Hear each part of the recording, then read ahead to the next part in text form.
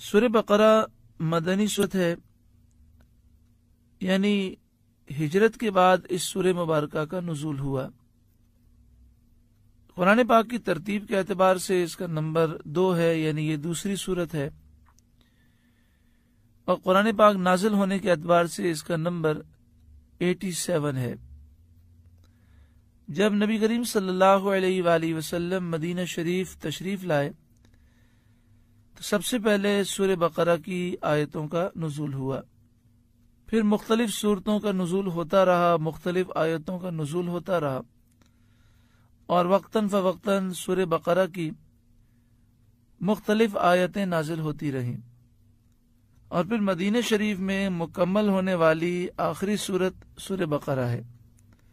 10 سال تک اس کی مختلف آیتیں نازل ہوتی رہیں، اور پھر آخر میں آپ صلی اللہ علیہ وآلہ وسلم کے وصال ظاہری سے چند دن پہلے اس سورہ مبارکہ کی آخری آیت نازل ہوئی اور یہ سورت مکمل ہوئی۔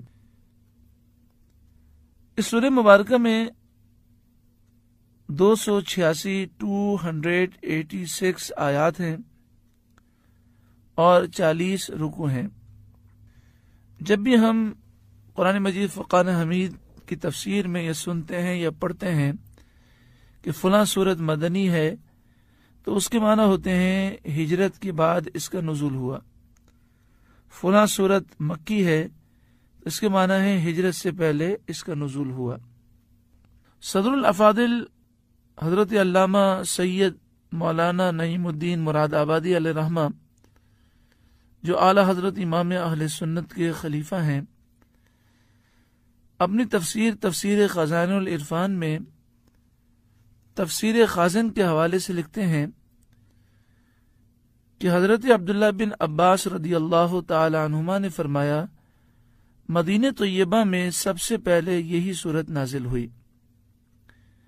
اس سورہ مبارکہ میں 6121 کلمات ہیں اور 25500 حروف ہیں۔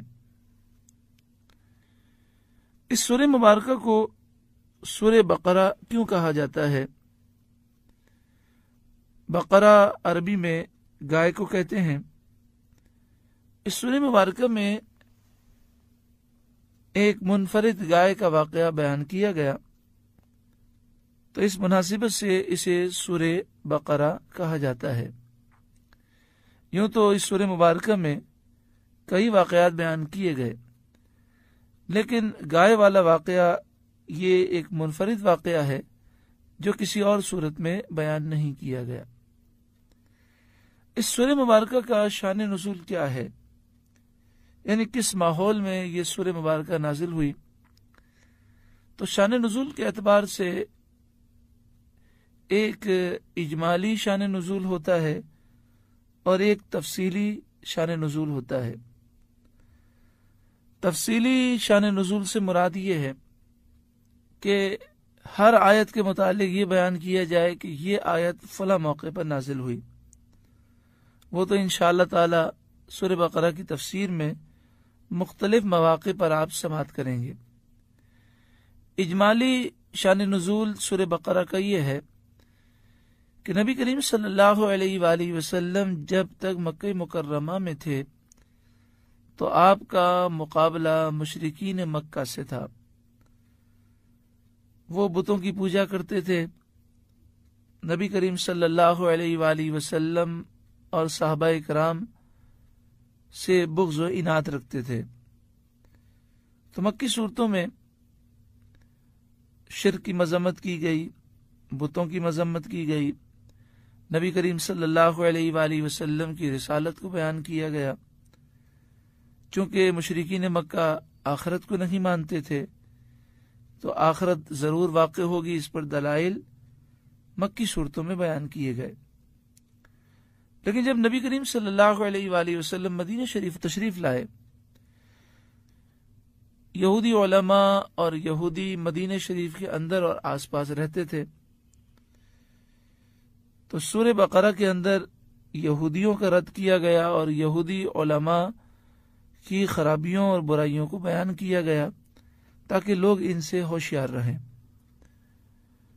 دوسرا مسئلہ یہ تھا کہ سرکار تو عالم صلی اللہ علیہ وآلہ وسلم کی آمد سے پہلے یہودیوں اور عیسائیوں میں نفرتیں تھیں، لیکن جب نبی کریم صلی اللہ علیہ وآلہ وسلم تشریف لائے تو حضور صلی اللہ علیہ وآلہ وسلم کی دشمنی میں یہودی اور عیسائی ایک ہو گئے اور مل کر اسلام کی مخالفت کرنے لگے۔ تو اس لیے سورہ بقرہ میں عیسائیوں کا بھی رد ہے اور ان کے علماء کا بھی رد ہے۔ جو مشرکین تھے مدینہ منورہ میں اور اس کے ارد گرد جو مشرکین اور کافر تھے، وہ چونکہ یہودیوں سے بہت متاثر تھے تو وہ ان کے ساتھ مل گئے، تو ان کا بھی رد کیا گیا۔